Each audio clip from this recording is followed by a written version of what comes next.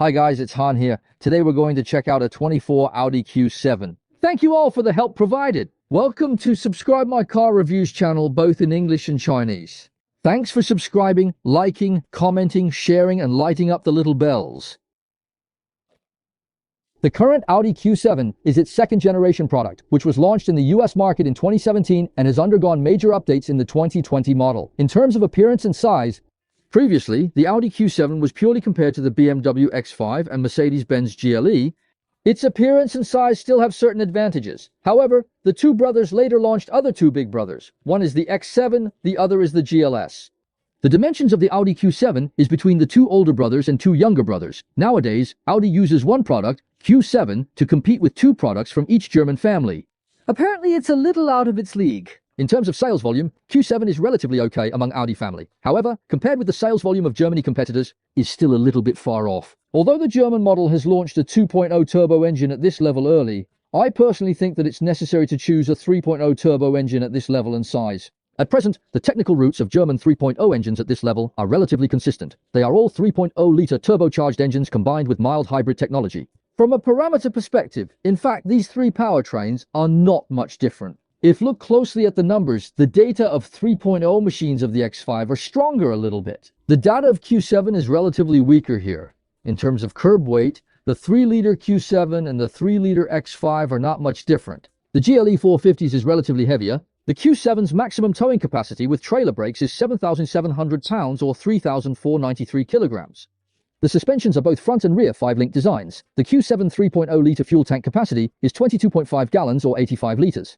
According to EPA information, the fuel consumption of the 3.0-litre Q7 under combined conditions is 21 UNEPG or 11.2 litres by 100 kilometers. The trims of the 2024 Q7 is still very Audi, but we see that the starting price of the 24 model's MSRP excluding freight has indeed increased a lot, especially this 3.0-litre engine, but it is also understandable that the current market situation is like this. One of the upgrade projects for the 2024 model is to make adaptive cruise a standard feature for the entire series. Another, it adds an S-Line package to the top trim, which contains mostly exterior and interior kits and accessories including 21-inch 5-spoke blade wheels, all-wheel steering, sport adaptive air suspension, and so on. The vehicle we are going to check out today is a media loaner. 2024 model Q7, the top trim of 3.0 engine, and it's got the S-Line package. Also optioned Audi's laser light package. It's got HD matrix LED headlights in it, headlight wash. Optioned with 22 inches wheels and 285/35R 22/4 wheels. The MSRP with shipping fee is $85,290. The engine and transmission were both from Hungarian plant. Assembly line was in Slovakian plant. We've seen the Q7 many times before, including the 45, the 55, and the SQ7. The main difference Q7 today is that it's got the S-Line package. The entire car is decorated in black, and in recent years, the Audi family has been playing well with black trim, gradually eliminated the chrome decorative stripes on many models. In the A6 and the A8, we can see that. The front shape has not changed from before, and the lines are exactly the same. However, in terms of configuration, you can see that the configuration of its lamp units is higher, and black materials are also used in all decorative materials. There's gloss black and black plastic inside. You get what you pay for. These laser headlights are really awesome at night, in which there is all-weather lights integrated. Viewed from the side, the overall shape is still the same as the previous Q7, including the lines, but you can see this Q7, all its decorative materials have become black decorative materials. All the previous shiny chrome materials have been replaced with black, making it look more sporty and youthful. There's an S-Line logo on the front left and right fenders. All four doors are very wide, as you can see. The opening angles of the doors are relatively large, but not exaggerated. Although it is the top trim of 55 model, it also comes with many optional configurations. It only has single pane glass in all four windows, not double pane. The lower edges of all four doors are wrapped around the vehicle body. For your reference, at my height, I can get in and out of it without any awkwardness, without the use of any pedal mechanism. Comes with power soft closing doors. Q7 comes standard with 19-inch wheels, also 20, 21, 22-inch wheels available. Actually, it comes with a 21-inch wheel in the S-Line package. But this is a media loan, and it even optional 22-inch wheels. And the wheel shape is also sportier. 21-inch wheels are more than enough for this size. The size of the Q7 family brake discs is somewhat different on the 22-inch one looks cooler, and the wheel shape is also sportier. Depending on the powertrain, the brake disc size is matched to the power two, which is also something that German brands do better. As this 3-litre model, Depending on the powertrain, the brake disc size is matched to the powertrain, which is also something that German brands do better. As this 3-liter model, it has a 14.8 diameter ventilated front disc. The rear is a 13.8 diameter vented disc. Its rear disc size is the same as that of the 8-cylinder model. The front one on the 8-cylinder model is a little bigger than the 6-cylinder. This is the state of the body height in off-road mode, the state of the body height in comfort mode, body height in dynamic mode. Its rear part is still very Q7, very Audi. Just the color scheme is a bit blacker than before. A spoiler that integrates a high-mounted brake light. There are 2 small door frames with aerodynamic kit on the sides. Rear wipers. Audi's lighting has always been great, whether it's the front lights or the rear lights. Not only beautiful, but it also has a strong brand identity. All the places should be chrome-plated bright strips. On other versions are all black decorative materials on it, including the Q7 logo below. 2 light strips designed on the bumper. The reversing light is right here. It seems that Hyundai brand placement of the light set on the bumper can be traced back to the source. The design below the bumper position is still relatively complex. There's an exhaust-like hole on the left and right, but there are just decorations. 1 exhaust on each side, and it's a very hidden design. Key of the Audi family.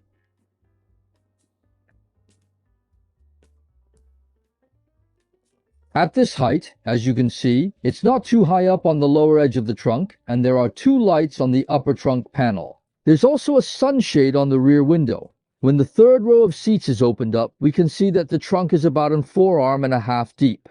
On the left, these 2 sets of buttons are used to adjust the 3rd row of seats. These 2 buttons adjust the rear height. A very strong hook. There is a net pocket underneath.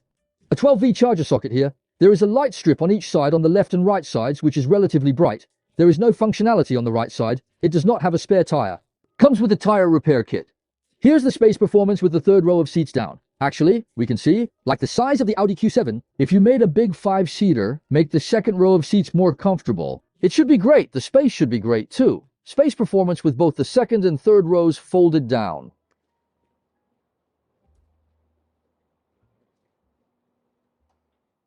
The center console shape of the Q7 still maintains the 3-screen form of the Audi family, as we know, which is not the latest style of the Audi family. As the top trim of 6-cylinder, an S-Line package is also added, which adds some sports elements, including the embellishment of various sport parts, such as S-Line steering wheel and sports seats are somewhat different from other trims. The rest is roughly the same. All 4 windows have auto one-touch functions. This trim comes with a heads-up display. Dashboard is also a common part. There are 3 display modes for the full LCD instrument, a classic 2-round dial form of the Audi family, and the S Performance mode, both with 2 font views. Also come with dynamic mode, which also has 2 font views. The information displayed all are common versions of the Audi family. Generally speaking, the display is not complicated, relatively concise and clear.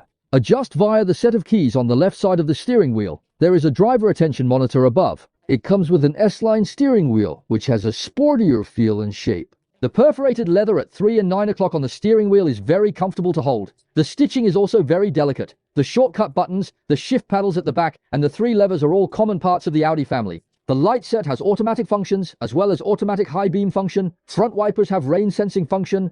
The auto-dimming rear view mirror is very delicate and has a compass on it. Has no glasses case or panoramic mirror. The material used for the shed roof is fabric material. The price point isn't cheap though. The software and hardware of the 2 central screens are common parts of the Audi family, which we have seen many times before. The screen is completely a touch screen, and it will give you a feedback when your hand touches it, which feels quite comfortable. Much better than many touch screens on other brands that have no reaction when you touch it. iPhone CarPlay and Android Connected have wireless connection. The driving mode of this car is also very Audi, as you can see. This car has panoramic views, 3D appearance, front view, front wide angle, whole overlook, backup camera, backup wide angle, front blind spots, rear side blind zones. The display is relatively clear. Comes with B&O stereo. And frankly, the sound quality is relatively great, but if compared with fancy B&O stereo on the SQ7 that we saw last time, it still has room for improvement. The screen below is also very Audi, mainly used for AC adjustment. Front seats both have heating and ventilation functions, and the steering wheel has heating function. It integrated the garage door switch into the screen below. The shift knob of the Q7 is still the previous part of the family, not the latest part of the Audi family. The center armrest box is not large and contains a wireless charging pad. 2 Type-C ports for data interaction. This Q7 is the top trim of the 3.0 model, and also with S-Line package. Even though the configuration is relatively high, But if compared to the SQ7 we looked at last time, its configuration is still slightly lower. As highly recommended the 24 model S-Line package, you can see that the form of its seats is exactly the same as the front seat form of the SQ7 we checked out last time. Rather than being a sports seat, I think its positioning is more like a sporty one among comfortable seats. The difference between this seat and the seats on other trims is that the two wing edges of its cushion and back can protrude more. It can give the body better wrapping. The cushions and seat back bumps of the two front seats can be adjusted, but there is no physical control buttons. It needs to be adjusted only in the central screen. The seats are relatively wide and thick. It also takes into account the attributes of great comfort. It's not as hard as the seats in a sport machine, absolutely. The padding in the seats isn't too far off from other trims. The filling material is moderately soft and hard with a slightly firmer feel. We also talked about this seat last time. Its headrest cannot be adjusted independently. The lumbar supports of the driver and passenger are both four-way adjustable. Driver has memories, but the passenger. Compared to the SQ7 model we checked out earlier, this one doesn't have massage in the front. We have seen more about other aspects of Q7. The top material is wrapped in leather. Below are various decorative panels. The plastic underneath is wrapped in a soft material. Looking at the door frames inside, metal parts can't be seen, which is wrapped in plastic parts. Great. Deserves at this price. The material on door panel, leather. Various decorative panels, suede, leather, plastic underneath, which is skin, is also soft. There is only a small strip of plastic on the center console, which is placed at the bottom. Cannot be touched by your legs when leaning on the center console. Sitting in the second row feels no different from other trims of Q7, because its S-Line package does not involve the second row. It can be seen that its second row configuration is relatively high. The second row of Q7 seats has always been a 3-seat configuration. The middle seat is relatively wide. In this way, the two seats on both sides are slightly narrower. I still have the same opinion. The middle seat should be made narrower, and the seats on both sides would be more comfortable. But on Q7, none of the 3 seats is actually wide enough. The seat filling material feels similar to the front row, slightly softer, just a little bit. The seats also feel like German seats with good support, but not very soft. The second row can be moved in 3 sections. Move to front, to the back, and a little bit forward. The center seat. It's got a center armrest that can go down with 2 cup holders on top. You can also put the whole center seat back down. Backrest angle max. Panoramic sunroof curtains open here. The whole car's air conditioning has 4 zones and 2 zones in rear. There are 2 Type-C charging sockets below. There is a 12-volt charger socket. The central floor bulge is relatively high. The Audi family has always been equipped with more hooks. There are air conditioning vents behind the center console box. Also a very advanced air vent on the B-pillar, a sunshade for the second row windows. The metal parts of windows can't be seen inside, which are also wrapped in very thick plastic. The materials used for the door panels include leather, decorative panels, suede and leather, and soft plastic on the lower side. There are very old-school ashtrays on the left and right door panels. We have also talked about the third row of the Q7 before, and it is not suitable for long-term riding. Headroom. Now as long as I straighten my waist, my head will hit the beam at the back. Leg room. This seat was adjusted to a moderately rearward position. My legs can fit in, but not very comfortable. My legs have already hit the back of the chair in front. The seat cushions aren't high or long enough to support legs. It's not comfortable for adults to sit for long periods of time, not even for teenagers. Smaller kids also need to sit in car seats, which makes the space even more cramped. Therefore, the third row of Q7 is still used for temporary use. The third row seats can be power adjusted. It's cup holders on the left and right. Reading light up there. The 3.0-liter Q7 is generally what a relatively decent German luxury SUV should be. We have talked about several powertrains of the Q7 before. Generally speaking, the Q7 powered by 3.0T engine is powerful enough. If there's a slot, it's in comfort mode, if you're in the startup phase, or if you're in low-speed secondary acceleration. Want to have a good acceleration? You've got to push the accelerator pedal hard at this stage, wait until the turbo kicks in, power will have a more positive performance. If you are not familiar with this Q7, in the above scenario, if you still use the method of driving other cars, if step on the accelerator pedal slightly, the acceleration performance will definitely be difficult to satisfy. From this perspective, the 8-cylinder engine of the SQ7 is actually the most suitable powertrain for an SUV as large as the Q7. But it's helpless. The prices of 6-cylinder models are now so high. The 8-cylinder engine can only be a myth on the top of the sky. During the secondary acceleration in the middle and high speed, the power performance is very good, and of course it is deserved on this price. The overall style of the suspension is still the air suspension style of the Audi family on high-end vehicles. Generally speaking, it is relatively tight and comfortable. It is different from the very comfortable style of GLS. Of course, it's even more different from Range Rover. When driving at low speeds, the Q7 suspension will not dissolve all the bumps on the road, but will moderately transmit some non-irritating bumps into the car. You can also feel that these bumps have been weakened, but the relative feedback is relatively clear. Once up to speed, the suspension is very comfortable in comfort mode. The high-speed driving feeling of this Q7 is awesome. When driving on smooth undulating roads, the body will have a relatively advanced up and down feeling. When hitting a small pothole or bump at high speed, the suspension will resolve it and transmit only a sound into the car without feeling too many bumps. This is quite advanced. But I still feel that the 22-inch wheels of this car have a thinner sidewall than the tires of the same size, which somewhat affects the comfort. I believe the overall low-speed comfort would be better with a 20 or 21 wheel. Great braking performance, tighter brake pedal. The brakes respond immediately when you put your foot on the brake pedal. The braking effect is very good. The effective braking point is relatively short. Especially at high speeds, you apply the brakes with great force. The feedback force of the brake pedal will also be very linear. I never feel that this vehicle is very heavy when braking. This is very advanced. Even on many relatively high-priced Japanese products, the braking feeling is not as good as the brake pedal feedback feeling of the Q7. The steering force of the steering wheel is also relatively comfortable, light at low speeds and stable at high speeds. Of course, this is also the consistent strong point of German cars. Awesome all the time. The quietness of this car is very Audi. It's not isolation in the strict sense. At the same time, I also feel that it has done some work on quietness. In line with the quiet feeling of a luxury brand, the tire noise from its run-flat tires is well controlled, much less than I expected. But it should cause of be the Dallas pavement.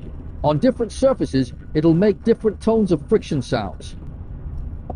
In summary, this is the video of this 2024 top-of-the-line Audi Q7 with S-Line package. Overall, the updates in the 2024 model are mainly in the S-Line package. Others include interior, exterior, and subjective dynamic feelings. All are not much different from the previous models. No much difference. Of course, there is another difference is the price. At present, the price of Audi Q7 is not very low-key, but there is nothing we can do about it. The current market is like this. Fortunately, compared with the previous 2 years, German products currently have different discounts in different regions, depending on models. Again, buy what you like.